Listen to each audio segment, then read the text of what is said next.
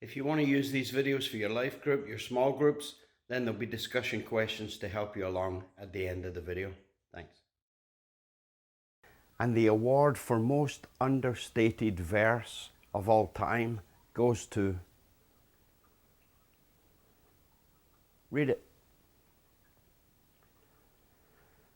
Back in the day, the servants would wash the feet of those who visited the house because it was a lowly position. Who would want to wash feet, especially walking around in the Mediterranean dust and mud all day? In fact, it wasn't just the servants, it was the lowest of the servants that got that job for obvious reasons. When Jesus washed the disciples' feet, it blew Peter's mind. Peter wouldn't hear of it, would have none of it. Peter protests. And Jesus says to Peter, Peter, it's this or nothing. You will embrace the loftiest position in existence, adopting the lowest position on earth, or you'll have none of it. You will embrace precisely who I am, or you'll have nothing. And this is precisely who I am. God doesn't act out of character. Jesus washing the disciples' feet wasn't pretense. It wasn't an act. It was an expression of who God was, is, and always will be. Even the cross wasn't simply a necessity. It was the expression of God's heart toward us. Someone once said, if I was the only Christian who would ever believe in Jesus, he would have still went to the cross, even just for me. Well, that's a lovely thing to say, but it's not true enough. Because the truth is, even if no one had believed, Jesus would still have went to the cross.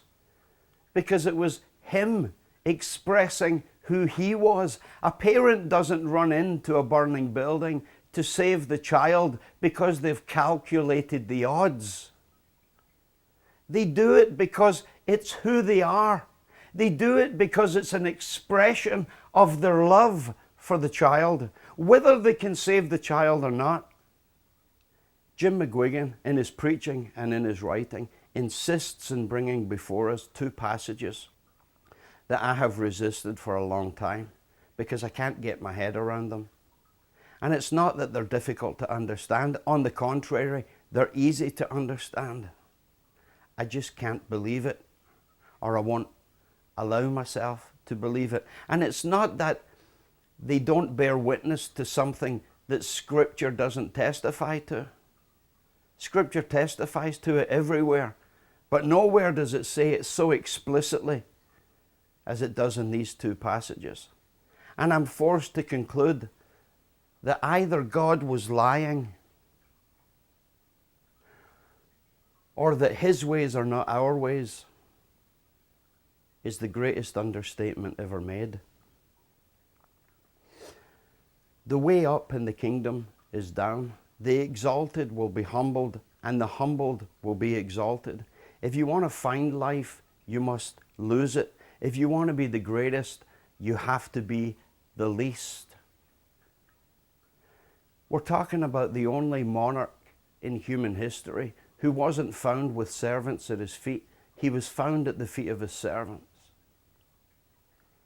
His ways are most definitely not our ways.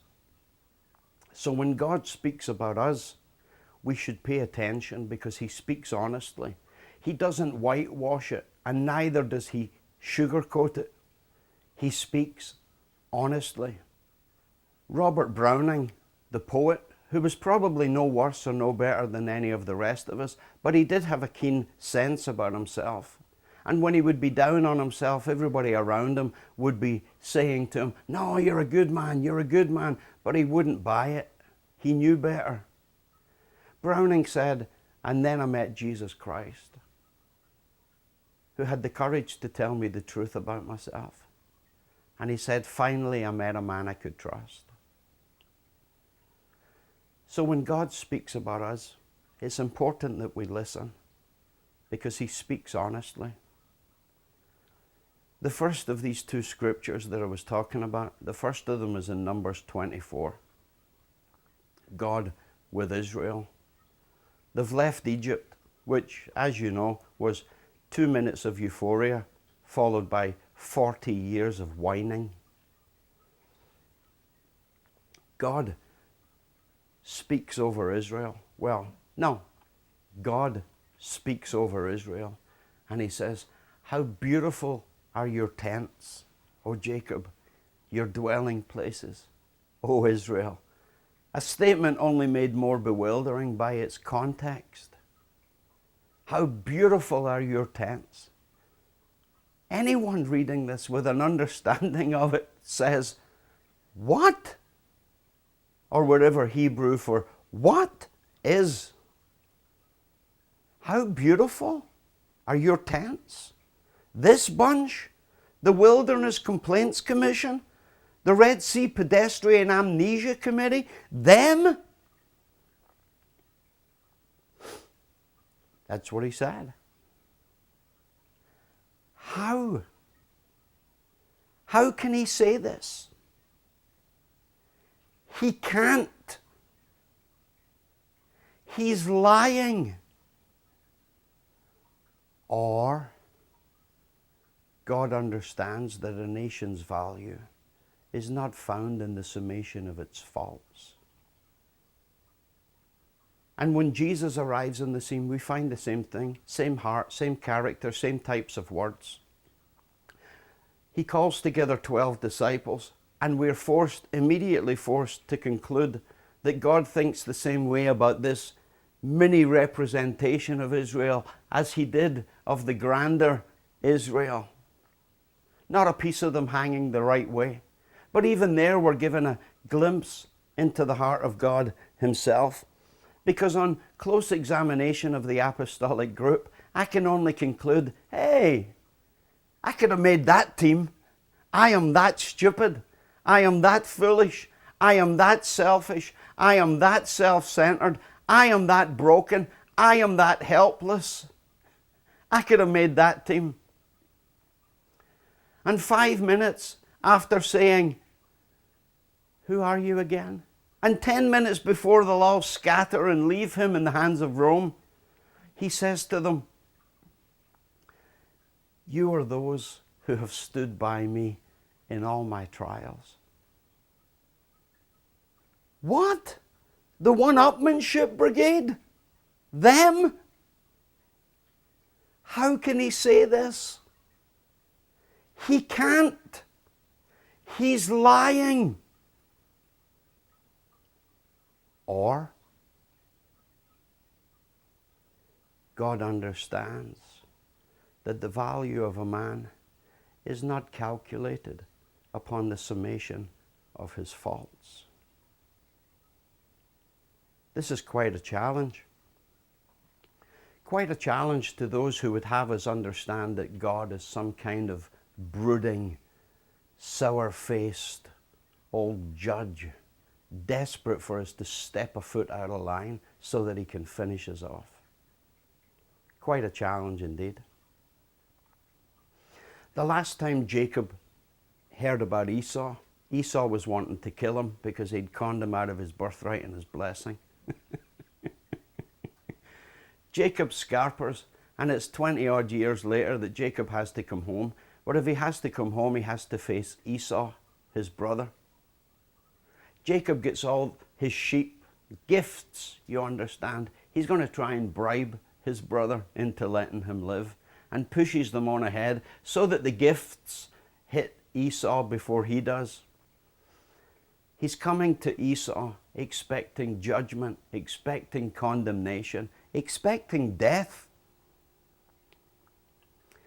When Esau sees Jacob, he runs to him, weeping, falls on his neck, kisses his face. Just so happy to have his brother back. Jacob refers to Esau as Lord. Esau will have none of it, insists on using the word brother. Tries to give him the gifts. Esau refuses the gifts. He eventually accepts them out of politeness, because sometimes the polite thing to do is to allow someone to give you something. But he wants to make it clear to his brother that you can't bribe, you can't purchase what I'm offering you for free. Something Jacob had struggled with and that God had insisted on him learning. And then Jacob says this to Esau: seeing your face is like seeing the face of God.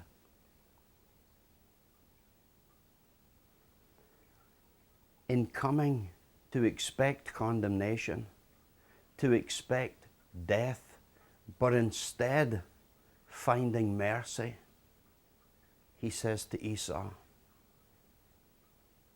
you remind me of someone. Even Jacob had come to understand the God who does not hold grudges and who receives the penitent every single time with nothing but mercy. And to his credit, he recognizes it in the face of his brother Esau. And when he does, he says, you look like someone. You look like someone I know. Even Jacob came to understand that mercy triumphs over judgment. We should learn this too. We'd sleep a lot better at night.